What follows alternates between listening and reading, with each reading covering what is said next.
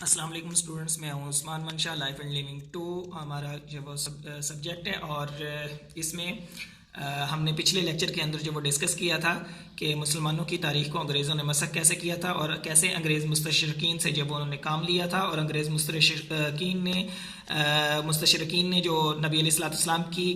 سیرت کے اندر نئی نئی باتیں کیسے شامل کی تھیں، اور مسلمانوں کی تاریخ کو مسخ کرنے کی مذموم کوششیں اور حرکتیں انہوں نے جو وہ کیسے کی تھیں، اور مسلمانوں کی تاریخ سے دور رکھنے کے لیے کیا کیا ہتھ کنڈے استعمال کیے تھے۔ اور دوسرا انہوں نے جو کام کیا تھا اس کے اندر انہوں نے یہ کام کیا کہ برصغیر کے اندر جتنی بھی قومیں بستی تھیں، ان قوموں کو مسلمانوں کے خلاف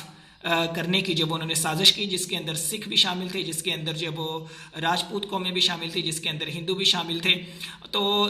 ان مختلف قوموں کو مسلمانوں کے خلاف کرنے کی جو وہ سوچی سمجھی سازش جو تھی وہ انہوں نے جو وہ سٹارٹ کر دی تھی۔ اس کے بعد انہوں نے ایک نیا شوشہ چھوڑا تھا کہ مسلمان غیر ملکی ہیں، اس کے اوپر بھی ہم بات کریں گے۔ آج کا ہمارا جو ہے وہ 5th لیکچر ہے، اور 5th لیکچر کے اندر جو ہے وہ ہمارا آج کا جو ٹاپک ہے وہ ہے مذہب اسلام کے اوپر جو ہے انہوں نے حملے کیسے کیے تھے۔ تو اس کے لیے انہوں نے کیا طریقہ کار اختیار کیا کہ جو انگریز تھے انہوں نے پادریوں کا روپ دھارا، اور پادریوں کی شکل میں آ کے جب انہوں نے عیسائیت کا مطالعہ کیا، اور مطالعہ کرنے کے بعد مسلمان علماء کو انہوں نے چیلنج کیا کہ آ کے ہم سے مناظرہ کریں۔ تو پادریوں سے جب ان کا مناظرہ ہوا، اس کے بعد آریائی میدان کے اندر آ گئے، آریاؤں نے بھی جو وہ مسلمانوں کو چیلنج کیا اور ان سے جو وہ مناظرہ کرنے کی کوششیں کی، اور مناظرے ہوئے ان سے بھی۔ اس کے بعد انگریزوں کو جو ہے وہ یہ ڈر تھا کہ کہیں یورپین قوموں کو ہماری سازشوں کا اور حرکتوں کا جو وہ پتہ نہ چل جائے اور ہمارا پول نہ کھل جائے، اس وجہ سے انہوں نے جو یورپین لوگ جو تھے وہ بر صغیر کا جو رخ کرتے تھے یا وہاں پہ آ کے اسٹے کرنا چاہتے تھے، ان کو انہوں نے بر صغیر آنے سے روک دیا، اور اگر کوئی آنا چاہتا تھا تو اس کے لیے شرط لازم قرار دے دی گئی کہ وہ جو شخص بر صغیر میں آ کے رہنا چاہتا ہے اس کے لیے ضروری ہے کہ وہ ایسٹ انڈیا کمپنی کے اندر شمولیت اختیار کرے۔ اس کے بعد انگریزی حکومت کے خلاف مسلم علماء نے فتویٰ دیا تھا۔ کیوں دیا تھا؟ ان ساری چیزوں کے اوپر جو وہ ہم آج ڈسکس کریں گے۔ تو سب سے پہلی چیز جو ہم نے آج ڈسکس کرنی ہے وہ ہے کہ مسلمان جو ہے وہ غیر ملکی ہیں، یہ انگریز مستشرقین نے سوچا چھوڑا تھا، اور اس خیال کو انہوں نے جب وہ شہرت دے دی تھی، اس خیال کو انہوں نے جو ہے وہ لوگوں کے ذہنوں کے اندر جب بٹھانا شروع کر دیا تھا۔ یہ کانسیپٹ جب انہوں نے کریٹ کیا تھا، لوگوں کا مائنڈ بنانا شروع کر دیا تھا کہ ہندوستان اور ہندو جو ہے یہ مترادف ہیں۔ ہندوستان کے اندر جو ہے وہ صرف اور صرف ہندو بستے ہیں، اور مسلمانوں کا کہیں کہ جو ہے وہ تذکرہ نہیں تھا، مسلمانوں کا کوئی نام نہیں تھا، اور وہ یہ تاثر دینے کی کوشش کر رہے تھے کہ ہندوستان جو ہے وہ مسلمانوں کا نہیں بلکہ صرف جو ہے وہ ہندوؤں کا ہے، اور ہندو یہاں کے جو وہ قدیم باشندے ہیں۔ اس خیال کو انہوں نے جو وہ اتنی شہرت دے دی، اس تصور کو اتنا انہوں نے لوگوں کے ذہنوں کے اندر بٹھایا کہ آج بھی یورپ اور امریکہ کے اندر جو ہے وہ یہی تصور جو ہے وہ لوگوں کے ذہنوں کے اندر ہے، یہی خیال ہے لوگوں کے ذہنوں کے اندر کہ جب بھی ہندوستان کا لفظ بولا جاتا ہے تو اس ہندوستان سے مراد جو ہے وہ ہندو کا تصور جو ہے وہ ذہن کے اندر آ جاتا ہے، اور ہندو جو ہے وہ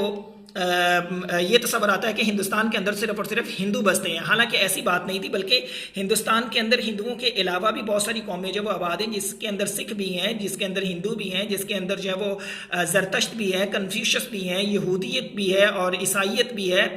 اور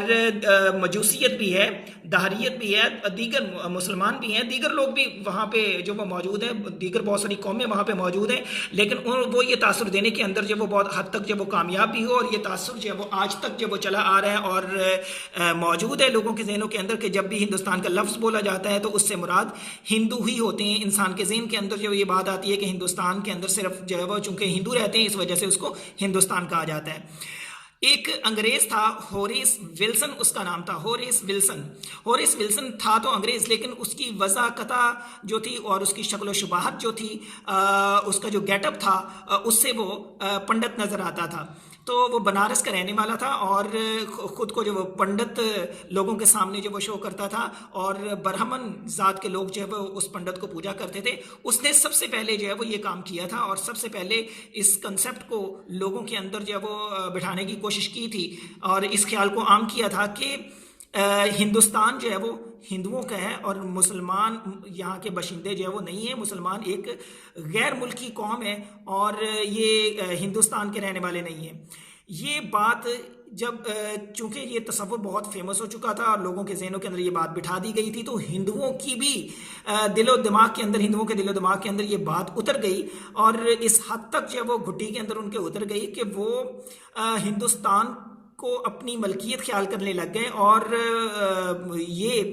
جو ہے وہ خیال جو تھا وہ عام ہونا شروع ہو گیا کہ مسلمان یہاں کے باشندے نہیں ہیں بلکہ یہ باہر سے آئے ہوئے لوگ ہیں، یہ غیر ملکی ہیں۔ تو اسی وجہ سے ان کا ایک بہت مشہور پنڈت تھا جس کا نام تھا دیانت سرسوتی۔ یہ دیانت سرسوتی جو تھا، اس نے اپنے نظام کے اندر جو ہے وہ ان افکار کی بنیاد اسی تصور کے اوپر رکھی تھی کہ کون ہندو ہے اور کون بدیسی ہے، کون یہاں کا رہنے والا کون یہاں کا رہنے والا نہیں ہے، کون غیر ملکی ہے اور کون جو ہے وہ یہاں کا ہم وطن ہے۔ اور یہ شوشہ جو تھا یہ وہ بنیاد فراہم کرتا تھا جس سے ہندو اور مسلم فسادات کا آغاز ہوا تھا۔ تو سب سے پہلا ہندو مسلم جو فساد تھا وہ ایسٹ انڈیا کمپنی کی حکومت میں 1809 میں ہوا تھا۔ اس کو نوٹ کیجئے گا کہ سب سے پہلا مسلم ہندو فساد جو تھا وہ ایسٹ انڈیا کمپنی کی حکومت میں 1809 میں ہوا تھا، اور 250 سال کا عرصہ جو ہے وہ اب تک گزر چکا ہے، لیکن یہ فسادات کا سلسلہ جو ہے وہ ابھی بھی جاری ہے۔ ہندو ایک پرامن قوم نہیں ہے، ہندو ایک یوں کہہ لیں کہ متشدد قوم ہے اور شدت پسند قوم ہے۔ ہندوؤں کے اندر جو وہ بہت ساری ان کی جو یہ تنظیمیں ہیں، دہشت گرد تنظیمیں اس کو کہہ لیں آپ، ٹیررسٹ آرگنائزیشن ان کے اندر جو موجود ہے، جس کے اندر سنگٹھن ہے، آریہ سماج ہے اور بھی دیگر جو ہے وہ ان کی شیو سینا ہے، یہ ان کی جو ہے وہ شدت پسند تنظیمیں ہیں جو مسلمانوں کے اوپر جو ہے وہ ظلم و ستم کرتی رہی ہیں اور ظلم و ستم کرتی آ رہی ہیں اور کر رہی ہیں۔ آپ کشمیر کے اندر دیکھ لیں کہ ان کے اندر جو انہی تنظیموں کے لوگ جو وہ آپ کو جو وہ جڑے ہوئے ملیں گے۔ یہ فسادات کا سلسلہ جو ہے وہ تب سے لے کر جو وہ اب تک جاری ہے۔ ملک کی تقسیم تو ہو گئی، بر صغیر کی تقسیم تو ہو گئی اور کمی زیادتی کے ساتھ چاہے ہو گئی، لیکن اس تقسیم کے اندر جو ہے وہ لاکھوں بے گناہ انسان جو تھے ان فسادات کی نظر ہو گئے، لاکھوں گھر جو تھے وہ جلا دیے گئے، لاکھوں دکانیں جلا دی گئیں، لاکھوں عزتیں جو وہ پامال کی گئیں، اور انگریز نے اپنی اس ایک حرکت کی وجہ سے، اپنی خود غرضی کی وجہ سے اور اپنی انا کی تسکین کی وجہ سے، اپنے مفادات کو حاصل کرنے کی وجہ سے اور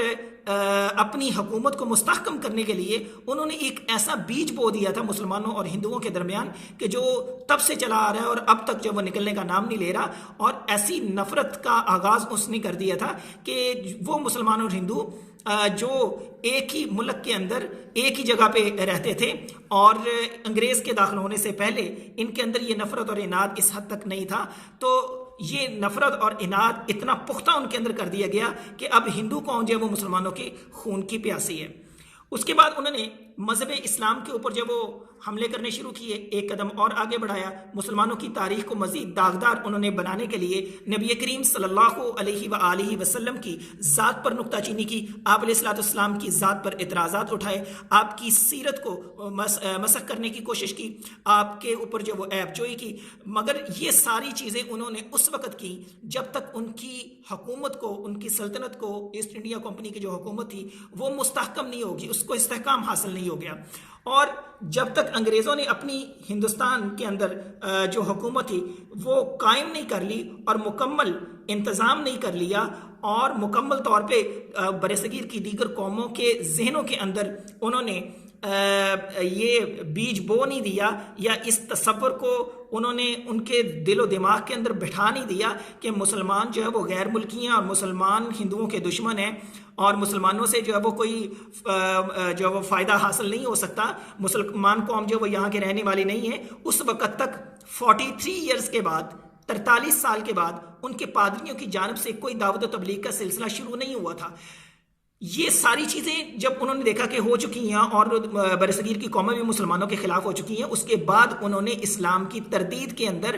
اسلام پر کیچڑ اچھالنے کے لیے اسلام پر نکتہ چینیاں شروع کر دی، اسلام کے اندر جو ہے وہ اسلامی تعلیمات کو داغدار کرنے کی کوشش کر دی، اسلام کی تردید کے اندر رسالے اور کتابیں لکھنا شروع کر دی، اور ایسی تصانیف میں نے پچھلے لیکچر کے اندر بھی ذکر کیا تھا کہ یہ ساری چیزیں، یہ ساری حرکتیں، یہ ساری سازشیں جو تھی وہ انگریز کی تھیں اور اس کے لیے انہوں نے انگریز مستشرقین کو استعمال کیا تھا۔ پیچھے بھی میں ذکر کر چکا ہوں کہ مستشرقین وہ مغربی اہل علم ہیں کہ جو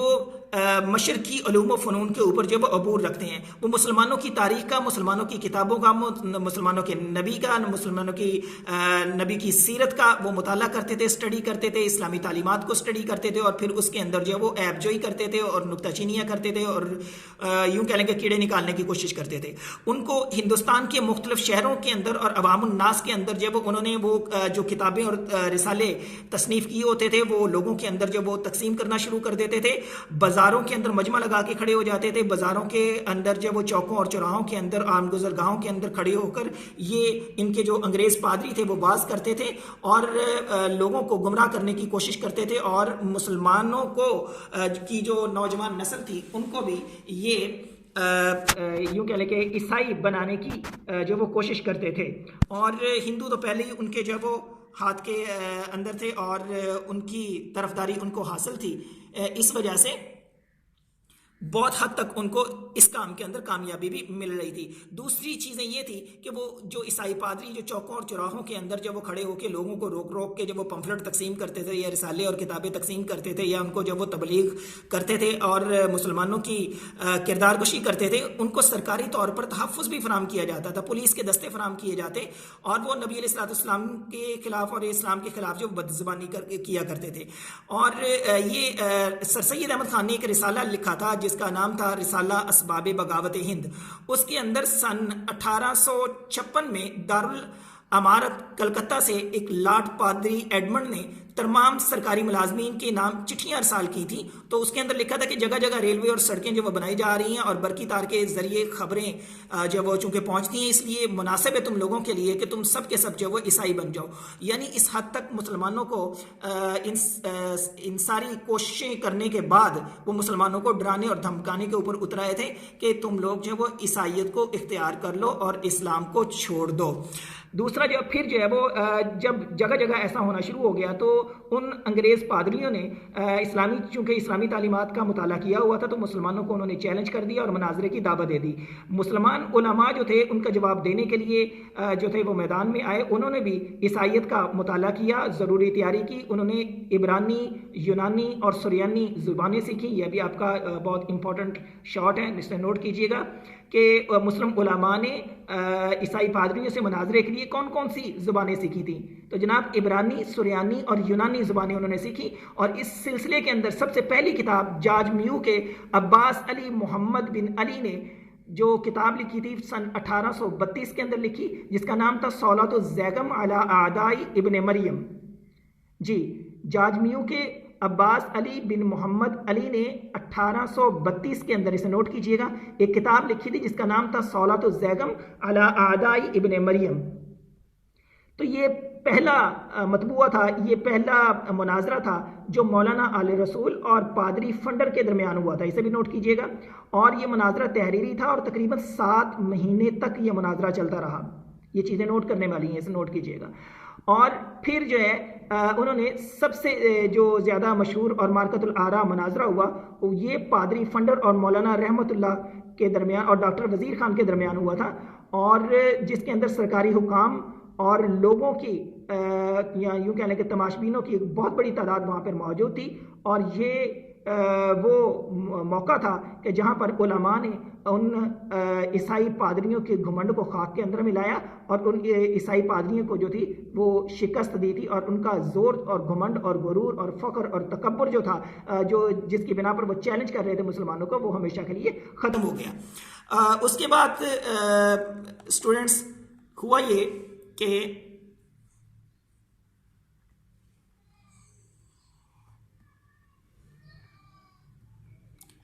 آریائی قوم میدان کے اندر آئی، اور آریائی قوم جو تھی انہوں نے بھی نبی علیہ الصلوۃ والسلام کے خلاف بدزبانی شروع کر دی، اسلام کے خلاف سازشیں شروع کر دیں، کتابیں تصنیف کر دیں. یہ سیم وہی طریقہ انہوں نے اختیار کیا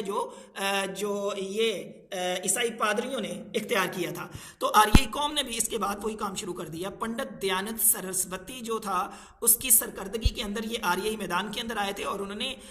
برصغیر کی تاریخ کے اندر پہلی مرتبہ اسلام کے خلاف زبان کھولی تھی. تو علماء کے ایک گروہ نے ان کو بھی منہ توڑ جواب دیا تھا اور ان کا منہ بند کیا تھا. اس کے بعد انگریزی حرکات پر پردہ پوشی انہوں نے جو وہ شروع کر دی، کیونکہ انگریزوں کو پتہ تھا کہ اپنی حرکتوں کا، اپنی کرتوتوں کا، تو انہوں نے ان کی جو اخلاق سوز حرکات تھی وہ ان کو یورپین اقوام جو تھی ان کی نظروں سے چھپانا چاہتے تھے. اس وجہ سے انہوں نے کمپنی کے نام ایک حکم نامہ جاری کر دیا تھا کہ کوئی بھی یورپین جو ہے وہ اگر ہندوستان میں آنا چاہتا ہو یا یہاں پہ سٹے کرنا چاہتا ہو تو اسے سٹے کرنے کی اجازت نہیں ہے. ہاں، سٹے کرنے کی اجازت اس صورت کے اندر ان کو ہوگی کہ اگر وہ کمپنی کی ملازمت اختیار کر لے گا. تو جو کمپنی کی ملازمت اختیار کرے گا جو یورپین، اس کو تو ہندوستان میں سٹے کی اجازت ہوگی، ادروائز ہندوستان کے اندر سٹے کرنے کی کسی بھی یورپین کو اجازت نہیں ہوگی اور وہ سرکاری قوانین کا پابند ہوگا. یہ احتیاط اس وجہ سے تھی کہ کہیں یہ لوگ جو ہے وہ یورپ جا کر کمپنی کا جو طرز حکومت ہے، کمپنی کی جو اخلاق سوز حرکات ہیں، کمپنی جو مسلمانوں کے خلاف سازشیں کر رہی ہیں یا جو ان کے اوپر جو وہ ظلم و ستم ہو رہا ہے، ان کا پردہ فاش نہ کر دیں اور وہاں جب وہ ایسٹ انڈیا کمپنی کے اوپر یا کمپنی کی حکومت کے اوپر جب وہ تنقید کا سلسلہ آنا شروع ہو جائے. پھر ان تمام صورتحال کو دیکھتے ہوئے انگریزی حکومت کے خلاف مسلم علماء نے فتویٰ دیا تھا. مرہٹے اور راجپوت کی حکومتیں جو تھیں، یہ راجپوت اور مرہٹے بظاہر مسلمانوں کے ساتھ تھے، یا مسلمانوں کے یوں کہہ لیجئے کہ ان کے دلوں کے اندر اتنا بغض اور اناد نہیں تھا جتنا جب وہ ہندوؤں کے دلوں کے اندر تھا. وہ بحیثیت مسلمان ان کو ذاتی طور پر مسلمانوں سے جو ہے وہ کوئی بغض اور اناد اور حسد اور دشمنی ان کو نہیں تھی. ان کو صرف جو ہے وہ دلچسپی تھی تو وہ اپنے خراج اور مالگزاری وصول کرنے کے ساتھ تھی. اور وہ مغل دور کے جو نظام معیشت تھا یہ اور نظام معاشرت تھا، اور یا تعلیم و تربیت کے شعبے تھے یا قضاء اور عدالت کے جو شعبے تھے، یہ جو تھے وہ وہاں کے علماء جو تھے وہ چلا رہے تھے. مگر انگریزوں نے سارے نظام حیات کو تہس نہس کر دیا، اس کی ایسی تیسی کر دی اور مسلمانوں کے خلاف جو ہے وہ جان بوجھ کر معاندانہ اور مخالفانہ جو ہے وہ اقدامات کیے اور مسلمانوں کو مفلس کلاش، جاہل، پسماندہ، مجبور، مقہور قوم جو ہے اور پسماندہ بنانے کی انہوں نے جو کوشش کی تھی اس کے اندر کسی حد تک وہ کامیاب ہو چکے تھے. ان حالات کے اندر مسلمانوں کے پاس جو وہ کوئی چارہ نہیں رہا تھا تو مسلم علماء جو ہے وہ اکٹھے ہوئے اور انہوں نے انگریزوں کی اس اسلام دشمن پالیسیوں اور مسلم کش حکومت پر شریعت اسلامیہ کے مطابق فتویٰ جاری کرنے کا فیصلہ کیا. اور انہوں نے فتویٰ جاری کر دیا کہ انگریزی حکومت کو غیر اسلامی اور کافرانہ قرار دے دیا. یہ بہت امپورٹنٹ بات ہے، اس کو نوٹ کیجیے گا کہ مسلم علماء نے انگریز حکومت کے خلاف فتویٰ کیوں دیا، یک فتوے کی وجوہات کیا تھی. تو جناب وجہ یہ تھی جو آپ کے سامنے میں نے بیان کر دی کہ انہوں نے فتویٰ دے دیا کہ انگریزی حکومت غیر اسلامی ہے اور کافرانہ حکومت ہے، اور ہندوستان کو انہوں نے دارالحرب قرار دے دیا تھا. اس فتوے کے بعد مسلمانوں پر جہاد فرض ہو جاتا تھا، اور جہاد کی صورت کے اندر یہ تھا کہ تمام برصغیر کے مسلمان جو ہیں وہ اکٹھے ہوں اور انگریزوں کے خلاف جہاد کریں اور طاقت کے ذریعے جو ہے وہ اپنے اوپر ہونے والی سازشوں اور مذموم حرکتوں اور نبی اسلام کی سیرت کے اوپر جو زبان درازی کرتے ہیں اس کا جو وہ جواب دیا جائے، اور اسلام تاکہ دوبارہ جو ہے وہ اسلام کے لیے ایک سازگار انوائرمنٹ بن سکے، سازگار فضا پیدا ہو سکے. تو اگر خدا نہ خواستہ اس جہاد کے اندر مسلمانوں کو ناکامی ہو جاتی ہے تو پھر دوسرا راستہ ان کے پاس صرف یہی بچتا ہے کہ وہ اس ملک سے یعنی برصغیر سے ہجرت کر کے کسی دوسرے ملک میں جا کر جو ہے وہ جائے پناہ حاصل کر لیں اور وہاں اپنے دین اور ایمان کو محفوظ رکھیں. تو اب اس فتوے کے بعد ہندوستان کے مسلمانوں کے پاس صرف یہی دو راستے بچ گئے تھے. تو آج کے لیے اسٹوڈنٹس اتنا ہی، تب تک کے لیے اجازت دیجیے. اللہ حافظ.